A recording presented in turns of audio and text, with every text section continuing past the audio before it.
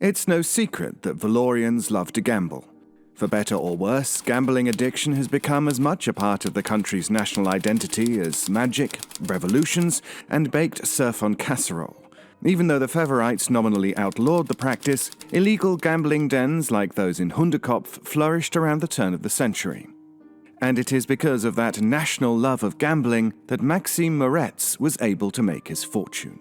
Moretz was in his early 60s in 1911 and had amassed a great deal of money and influence as the owner of one of Hundekopf's most successful pawn shops. People of all walks of life came through his doors to beg for his favor, and he had gotten rich off of their misery. According to legend, if you had taken 4 Valorians off the street in the 1910s, completely at random, at least 2 of them would be people who owed Maxim Moretz money. He also frequently had business with Ayer and Winterlich. After the successful return of Minister Lebel's ring, Moretz called them in for another job. And this picture is to scale. Yes. Pretty small package for 60 large. But not that I'm complaining. Believe me, Mr. Ayer, it's worth it. Payment will be delivered when you complete the job. And I'm sure I don't need to tell you what will happen if you and your partner can't deliver the goods in time. Believe me, Mr. Moretz, you will not be disappointed. The job was fairly simple. Berthold Siegel, the Viennese art collector, was in possession of a priceless unicorn statue that he had refused to sell. Moretz was willing to pay for Ayer and Winterlich to steal the unicorn from Siegel's mansion. All they had to do was drive south, infiltrate Siegel's mansion and crack his safe, get past the guard dogs, Run! and return the stolen statue to the VSR before Siegel noticed it was gone. All in a day's work for Ayer, Winterlich and company. The only casualty of the excursion was Colette's new shirt, which was ruined when one of Siegel's guard dogs bit her on the arm. To a near perfectly executed job. Here. I'll tell you what, Colette. I had my doubts at first, but now I'm starting to wonder how I ever survived without you. I mean, the way you were able to distract that guard dog. Inspired. Thanks. And you, Telsey, you were on fire. We got back across the border in record time. Oh, it was nothing. Oh, I'm feeling good today, gentlemen. We should do something nice for ourselves, you know. Perhaps we ought to wait until after tonight, when we've delivered the goods to dear Monsieur Moretz and been fully compensated for our effort. What's that expression about counting chickens? Aye, what bad could possibly happen to us in the 70 kilometres between here and Hundekopf? We're over the hill. We have the unicorn. I still don't understand why this stupid little figurine would be worth 60,000 marks to anyone. It's pure Kairsite crystal.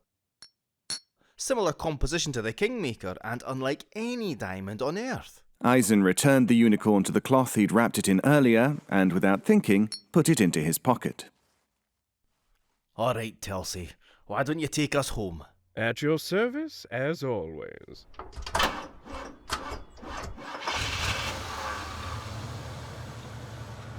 Hey, we've got a few hours to kill. Maybe, I'm just saying that maybe we should take a little detour. To what? There's nothing out this way but farmland and a couple factories and... At that moment, Telesphore noticed something by the side of the road. It was a painted wooden sign shaped like the head of a devil. Its mouth was agape, and just above its horns were the words, "Only 5 kilometers to go." Upon seeing this, Telesphore was suddenly struck with a cold chill, because he knew what that sign signified, and it was not good. No, we are not going. But the Devil's Maw's right there. It's right there. Absolutely not. Oh, come on. You never want to go. That's because the Devil's Maw is tacky and it's vile, and I have no idea why you like it so much. Because it's the best. You're insane for not liking it. Yes, I'm insane for not wanting to stand on the mouth of a gigantic underground creature and be forced to smell its hot, nasty breath while also reckoning with the fact that at any moment I could slip and fall down its throat, never to be seen again. Well, when you describe it like that, it sounds completely unappealing. Wait, this is the first time we've driven by the Devil's Maw while there have been 3 people in this van. We can vote on it. Let's vote on it. You want to go see the Devil's Maw, right? You think the Devil's Maw is a cool, fun place to spend an afternoon, right? Don't disappoint me. I've really got no feelings on it either way. I've never been. That's the worst thing you could have possibly said. That is it. We're going. We're going right now. 2 against 1. Eisen wins. Eisen wins, Eisen wins. The Devil's Maw is easily the most infamously weird feature of the Valorian landscape. In 1780, a popular newspaper called the Crystal City Crier published a story detailing a remote village called Ville-Creuse, approximately halfway between Hundekopf and the border with Austria-Hungary, where a section of farmland gave way to what appeared to be a gigantic mouth in the ground, attached to an equally enormous, stationary, living organism. Upon the publication of this article, geologists and doctors from all over Europe came together in order to survey and study this unusual phenomenon. The local people of Ville-Creuse, unhappy with the sudden publicity and influx of visitors, pushed all of these geologists and doctors into the pit within about 2 days of them arriving. No further attempts were made to survey the Devil's Maw until 1860. In 1873, King Auguste de Rosières went on a diplomatic trip to America that included a visit to the Grand Canyon. So moved was he by the canyon's natural majesty that upon returning home to Valor, he reportedly asked his advisors, "Do we have any canyons?" and immediately set into motion a plan to turn Devil's Maw into a private retreat for himself and his family. These plans fell apart when Auguste visited Devil's Maw for the first time and realized that he actually found it disgusting. He bought the land anyway, out of a misplaced sense of completionism, and within a year it became a public tourist attraction, beloved by holidaymakers across the nation for reasons I can't even begin to guess. The peak of its popularity was during the brief economic boom of the 1880s, but in 1911 it was still going strong, a bustling cavalcade of carnival games and Belle Epoque boardwalk kitsch. Oh, smell that air. I'm desperately trying not to. Step right up. Hey, big fella. Why don't you step on up and see if you can win a prize for your lady friend? Getting me closer and this cigar is going in your eye socket. Understood. Have a nice day. Good neighbors, my ass. As this was Colette's first visit, she decided it would be a good idea to take the 25 Bruchteil she'd stolen from Eisen's bedside drawer and spend it on an official Devil's Maw guidebook. Meanwhile, Eisen wasted no time in running to a stand selling live chickens. The origins of this magnificent curiosity of nature are still unknown, but Valorian doctors have made countless medical advances thanks to experiments done in and around the Devil's anatomy. I don't get why this place is so popular. It smells like old sour beef. Your guess is as good as mine. I got us some chickens. Come on, guys, let's go throw these bad boys into the maw. The maw itself is about 20 feet in diameter. Many travel writers have called it ghastly and affronting. Many report experiencing nausea and vertigo upon looking into it for longer than a few seconds. Some have reported a strange desire to jump into it. Colette experienced none of these reactions upon first seeing the Devil's Maw. Instead, she mainly felt a sense of bewilderment. She couldn't understand how anyone could get as much joy out of the experience as Eisen apparently did. Ha ha! Get it in! Alright, now it's your turn. Doesn't this all strike you as a little sacrilegious? Naming a weird meat pit after the devil, building a fun park dedicated to it, giving it offerings? It strikes me as a bit, it's a little golden calf-y, don't you think? I wouldn't know. I was raised a Hindu. Nice! Alright, Telsey, your turn. I'm taking it back to the van and preparing it for dinner. We'll appreciate it far more than the hole in the ground will. Stick in the mud. No respect for the majesty of nature. What else does that guidebook say? Are you getting much out of it?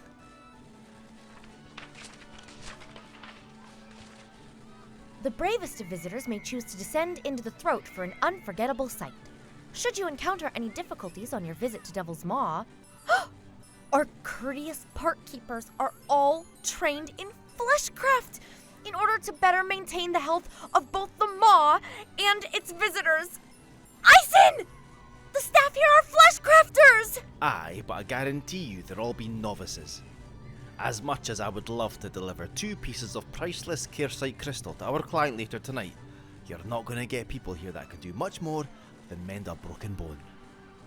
Speaking of, we better hit the road. Alright, I've had my fun. Now where is... Present. Would you... One day you're going to do that, and I'll just murder you.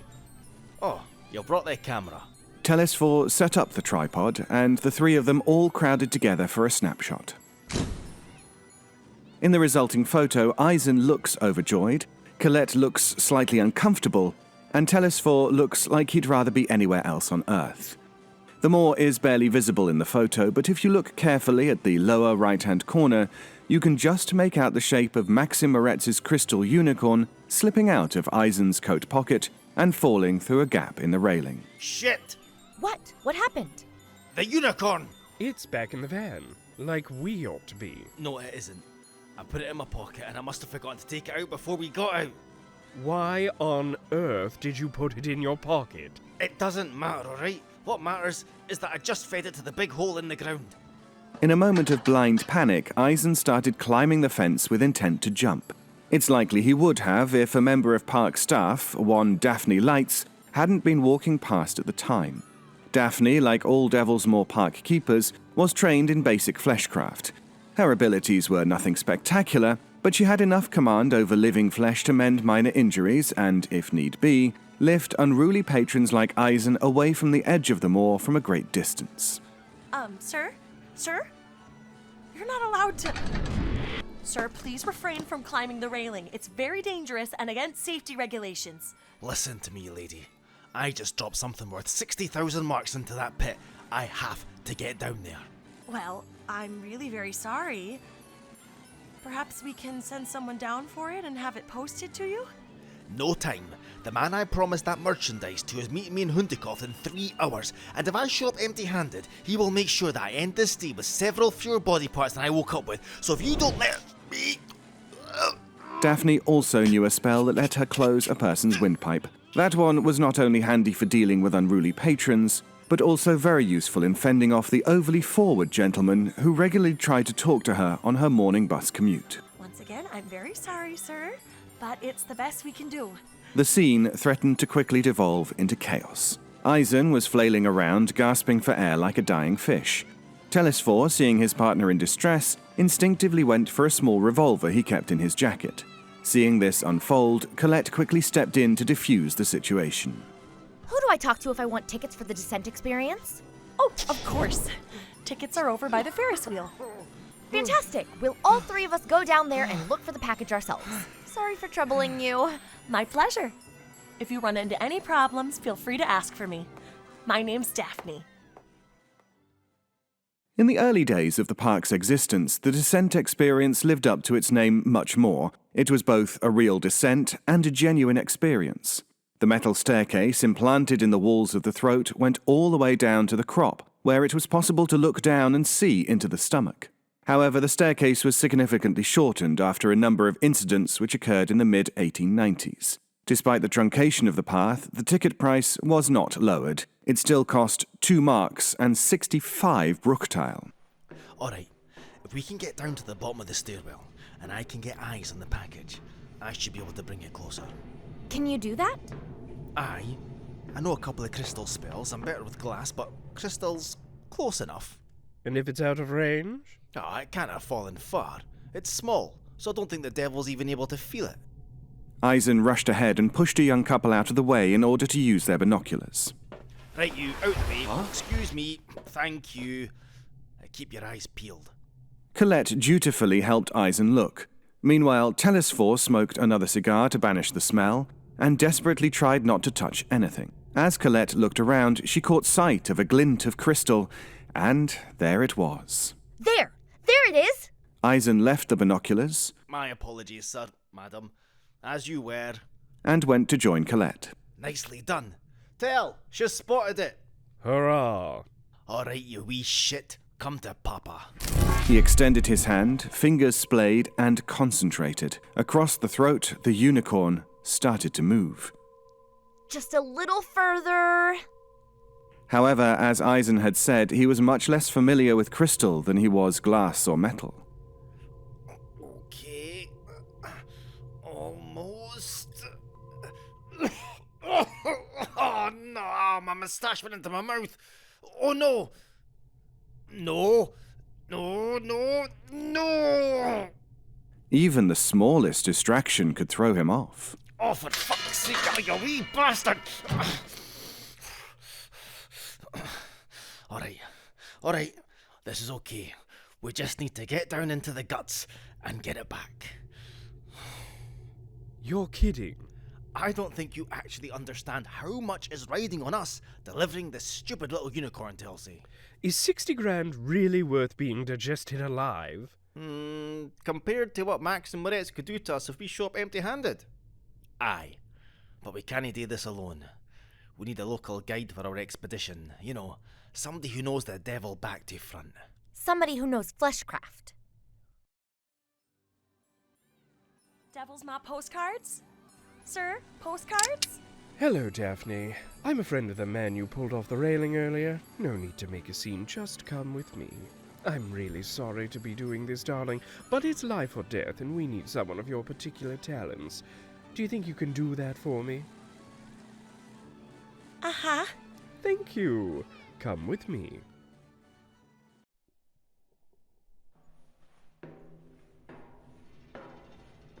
Hey, you said we could call you if we needed help. I said you could ask. Oh, what do I do? I never covered this in employee training. We need you to get us down into the guts.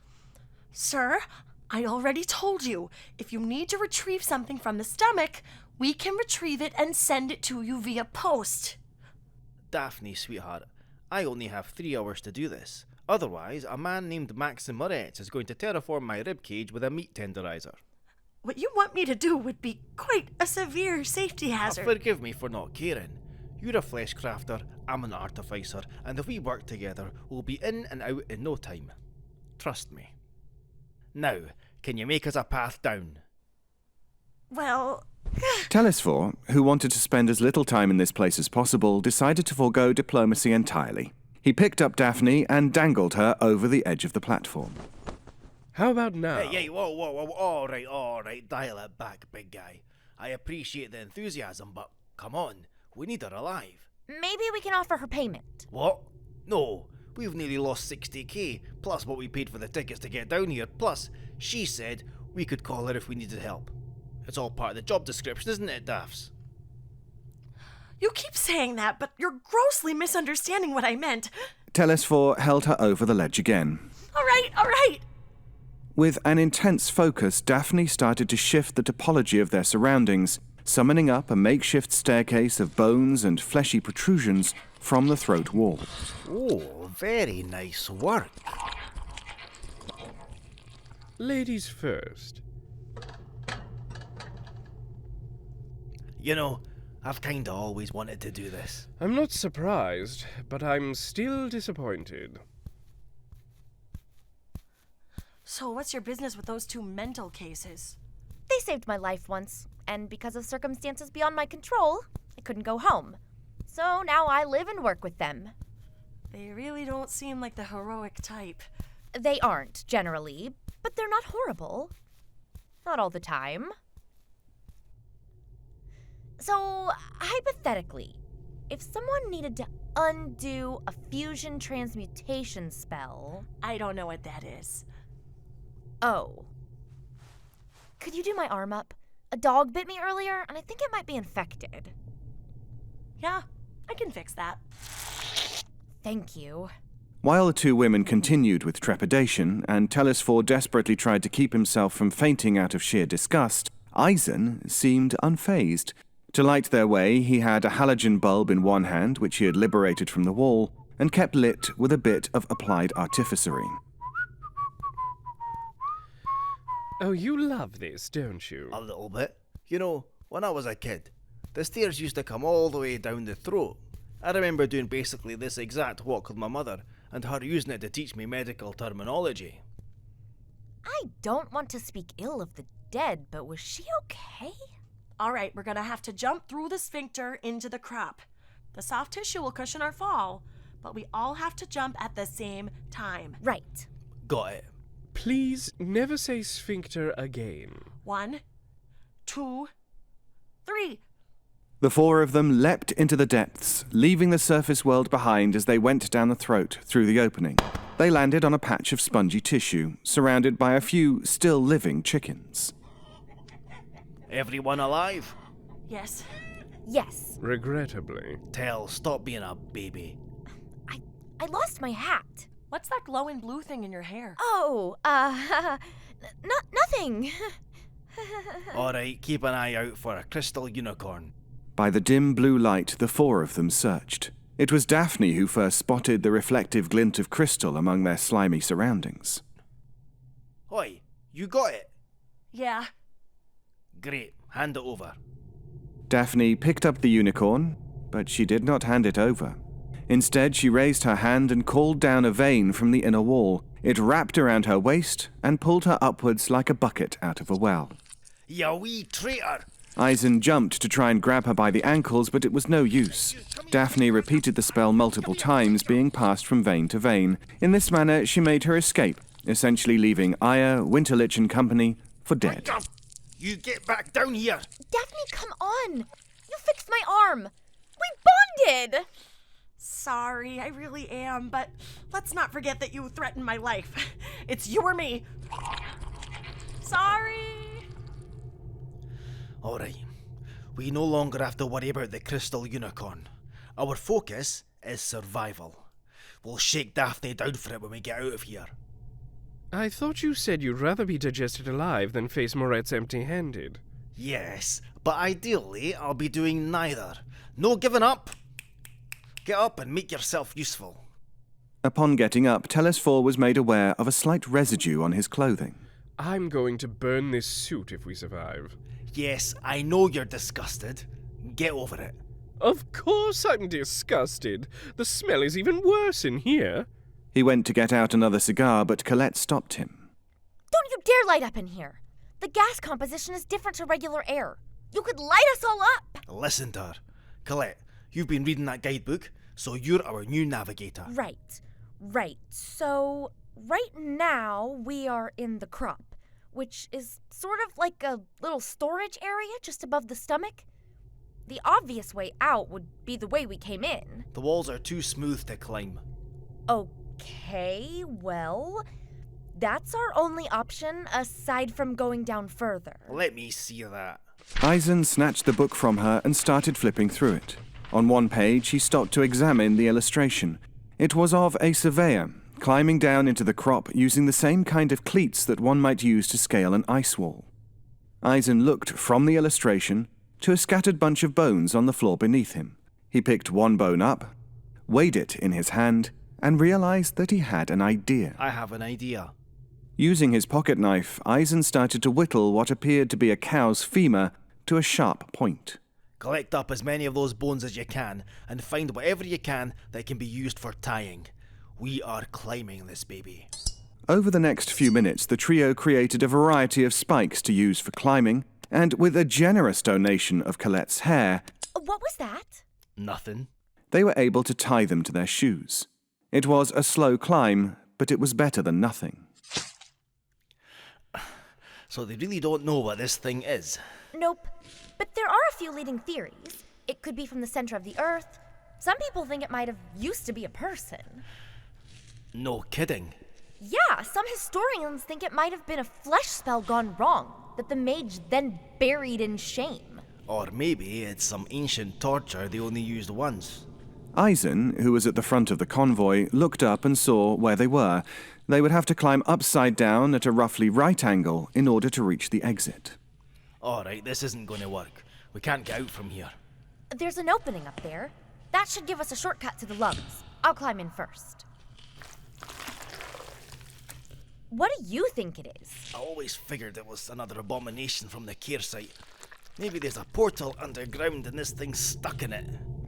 If we have things like this back home, I've never seen one. Oh, this is unpleasant. Are there any other theories?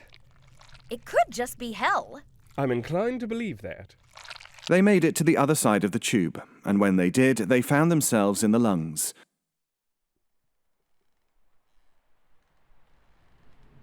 Alright, now we have to make it cough us out, then we will have an hour and a half to track down Daphne, get our unicorn back, and haul ass to Hundekoff before Moritz decides to hunt us for sport. Colette, what's the gas composition like in here? It's mostly the same as it is on the surface. These structures are what filter the pure oxygen out and transfer it to the blood. Excellent. Telsey, since you've been so brave about everything, why not treat yourself to a cigar? Are you sure it'll work? It's worth a shot. I know the damn things always make me cough.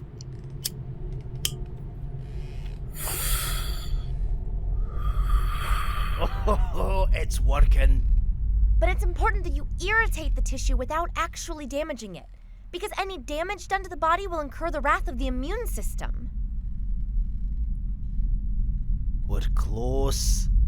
As the lung contracted around them, Telesphore lost his footing, causing the cigar to slip from his fingers and landed on the tissue under his feet, burning it.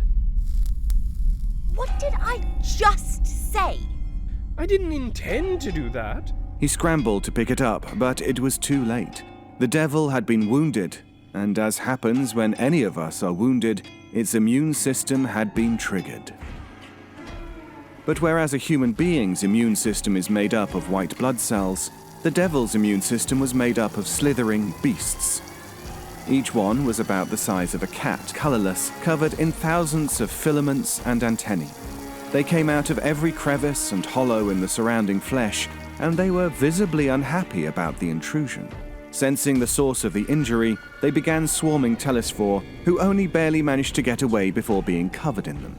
The antibodies began spitting at the spot where the cigar had fallen. It would have been very inconvenient if Telesphore had gotten any of this spit on him, as the antibody's saliva is a sort of enzyme solution which both disintegrates potential irritants and soothes inflamed tissue. A man who came into contact with this solution during the 1860 survey had his left hand completely dissolved. According to him, it didn't hurt in the slightest, and actually left his stump wrist with a pleasing tingle, not unlike that produced by topical menthol. There are so many of them. Colette, you better start building up some strong feelings and resentment and hatred real fast. Okay. Thea wanting a rush on an order. Father making me call his new wife Mom. Sister Dolores blaming me for defacing the school bathroom when it was obviously Veronica Hirsch's fault. Ire taking me down into this gooey hell maze after some dumb little figurine! Colette was successful in her counterattack, but the force of the blast was enough to push her, Eisen, and Telesphore backwards, through the tunnel and back down the throat. They bounced off the wall of the crop, ricocheted downwards, and kept falling until they came to the belly of the beast. Literally. Everyone alive? Yes, but I lost my glasses. How about you, Tel? I take it that was a yes, Rich. I am going to kill you in your sleep. If we live. Now, glasses. There you go. All right, status report. Well, the bad news is the guidebook is now wet and I can't read it. And the good news? I read earlier that because the creature is stationary, its stomach acid is extremely weak and its metabolism is very slow. So we'll probably die of dehydration months before digestion sets in. Lovely. Look, I'm sorry I dragged you guys here. I just wanted to see if it lived up to how it felt when I was young. And to be fair, it pretty much did. Up until this whole mess. Oh, I'm very happy for you. I really am. I'm glad it was worth it. Can you cut that out? What? The sarcasm and the snide comments. You've been totally useless this entire time. Well, excuse me. I can't help it that I, unlike you two apparently, have a working gag reflex. Hey, I'm just as disgusted as you, but I'm keeping it together. Fantastic. Would you like a medal? We wouldn't even be here if it weren't for you putting the unicorn in your pocket and just leaving it there. Why would you do that? I don't know. Why does it matter? What matters is we tried to get it back and we failed, and now we're here. Live with it. Live with this.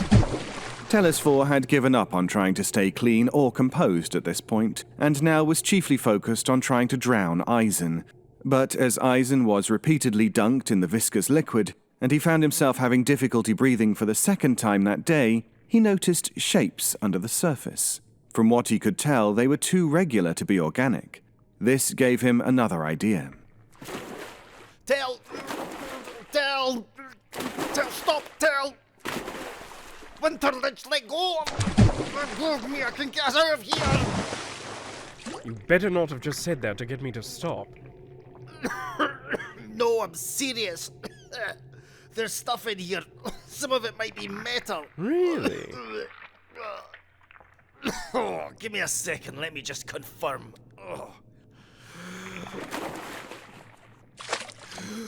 I was right. We're not screwed after all. There's so much metal down there. Convenient. I think it's all part of the stairs from back when they went down longer. They must have just dismantled part of it and let it drop down to the depths. Well, some of it looks like surveying equipment. There's also a worrying number of skeletons. Animal? Nah.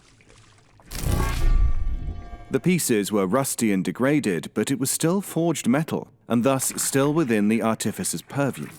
Using magic, Eisen was able to loosely weld the pieces together until he had a rudimentary raft. Yes, get in. With all three of them on board, he did his best to try and levitate the contraption, but unfortunately... It's way too heavy. We're going to need more oomph than what I can provide on my own. I think we were on the right track when we were in the lungs. We ought to make it sick. Brilliant. But we need a way to agitate the bile. We can't use fire because of the gas. But... Hey, you know, Colette, you did a really good job at blasting those antibodies earlier. Yeah, well, in times like this, it's not hard to summon up feelings of resentment. Think you could do it again? Not enough to blow me up, though I'm sure you want to. Just enough to, say, boil the goo a little bit. I could try. Excellent. Let's do it. Colette took a deep breath and crossed herself before closing her eyes and picturing the faces of every person who had ever wronged her. Eisen and Telesphore squeezed each other's hands.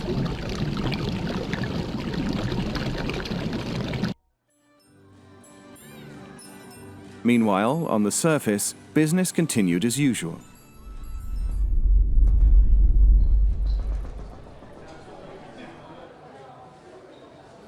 Tremors were not uncommon in the area around the Devil's Maw. However,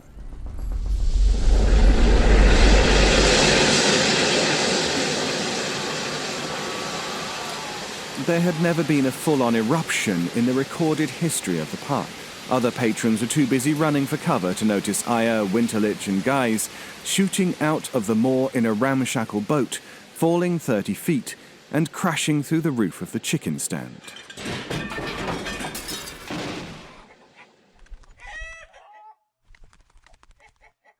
Oh, ow, ow, oh, everyone alive? Oh. Once they'd all confirmed they were still in one piece, the trio ran to the park manager's office. The park manager, who was getting ready to assemble the cleaning staff to take care of the mess, was already quite frazzled when three very damp, sour-smelling people burst into his office demanding to know the whereabouts of Daphne Lights. She said something about needing to get to Hundekopf to make a bank deposit or something. Hundekopf? Sir, you better be lying to me right now. I'm fairly sure that that's what she said. Now, if you don't leave my office right now... Say no more, sir. We'll get out your hair.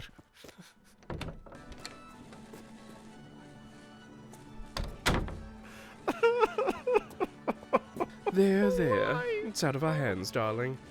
Come on, I'll cook up that chicken and we'll take a nice hot shower before dinner. Now, you may be wondering where Daphne was when all of this was taking place. Immediately after escaping the moor, Daphne clocked out early, changed into her civilian clothes, and got on the first omnibus headed to Hundekopf.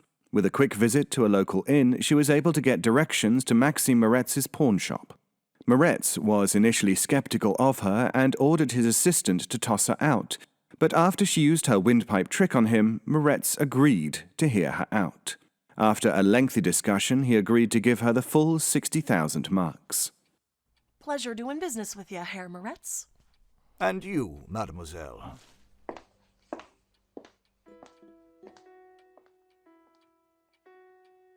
Shame about Eyre and Winterlich. Want me to bring him in? No, not yet. I think they may still be of use to us alive. Something that young lady said to me just now struck me as very intriguing. It was quite offhand, but it was something about a dark-haired girl and a mysterious blue diamond.